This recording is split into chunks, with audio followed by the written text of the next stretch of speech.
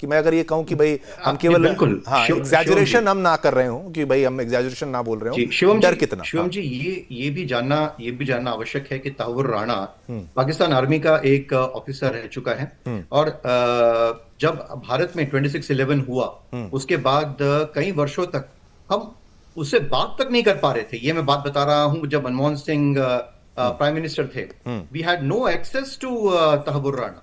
Hmm. But regime change हुआ, उसके बाद Narendra Modi ji hmm. Prime minister बने और उसके बाद बात शुरू हुई है। हम्म। तो अब ये बहुत बड़ी घटना है कि एक पाकिस्तान आर्मी का ऑफिसर, हम्म। और ये तो जग जाहिर बात है कि 26/11 की घटना हम्म। जो है, और जिस तरह से टेररिज्म फैलाया जा रहा है भारत में हम्म। कई वर्षों से, हम्म। पहले प्रॉक्सी स्वरूप में हुआ कारगिल के युद्ध में, पाकिस्तानी सेना ने परोक्ष रूप से नहीं परंतु डायरेक्टली पार्टिसिपेट किया था। हम्म। तो इस तरह से ये अभी पूरे विश्व को बात पता चल चुकी है। तो ये बहुत बड़ी घटना है कि तहव्वुर राणा का एक्सट्रेडिशन जो है वो प्रेसिडेंशियल डायरेक्टिव से, उनके सिग्नेचर से जो है ये ओके हो चुका है। और बस विद इन फ्यू डेज मैं समझता हूं कि तहव्वुर राणा जो है वो भारत को सौंप दिया जाएगा। और बहुत सारे राज खुलेंगे कि कहां से पैसे आए, किसने पैसे दिए, भारत में उनके हैंडलर्स कौन कौन थे। ये भी जो है सब बातें अब खुल के, जो पिटारे में बंद थी वो अभी आउट ऑफ द बॉक्स खुलेगी।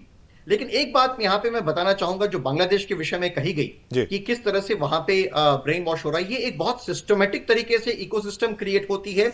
और मोहम्मद यूनुस, जिनको नोबेल प्राइज भी एक इकोसिस्टम के तहत ही दिया गया है, और लोगों को पता है कि किस तरह से नोबेल प्राइज वगैरह दिए जाते हैं। एक तरफ मलाला को भी नोबेल प्राइज दिया हुआ है।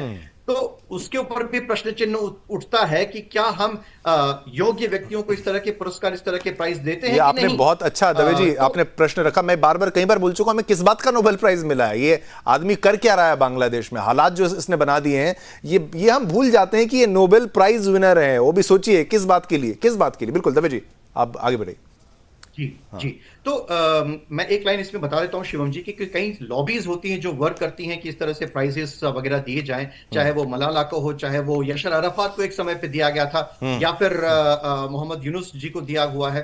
तो ये सब लॉबीज की तहत होता है। परंतु आपके दर्शकों को, सुदर्शन न्यूज के दर्शकों को ये बताना चाहूंगा कि किस तरह से जो पूरा उनके जो स्वतंत्रता संग्राम में उनकी जो कहते हैं मुक्ति वाहिनी जो मूवमेंट शुरू हुई थी, और उसमें मुजीबुर रहमान, उनके सारी चीजों को जो है अभी नष्ट कर दिया गया है। उनके जितने भी पुतले हैं उनको खत्म कर दिया गया है। उनका जो होम था, एंसेस्ट्रल उनका जो घर था, वो भी जो है कहीं ना कहीं पे उसको सुनने में आ रहा है कि वो उसको नष्ट कर रहे हैं। नेशनल एंथम जो कि रविंद्रनाथ टैगोर जी ने लिखा है, ये भी सुनने में आ रहा है कि वो उसको भी चेंज करने की बात कर रहे हैं। यानी कि फंडामेंटलिज्म और ये जो मानसिकता है ये किस हद तक जा सकती है, उसकी क्या पराकाष्ठा हो सकती है, वो आप देख सकते हैं कि वो अपने सारे इतिहास को जो है दवे जी मैं कहता हूं कि भाई एक तो और एक लिंक ये मैं बताऊं कि भाई सनातन से अलग हुए पहले, उसके बाद ये भारत का हिस्सा थे पाकिस्तान बांग्लादेश, और सनातन से अलग होते होते पहचान इतनी पहचान खो दी कि खुद को अलग करने का प्रयास कर रहे हैं। नहीं हम अलग हैं, ये नहीं मानेंगे,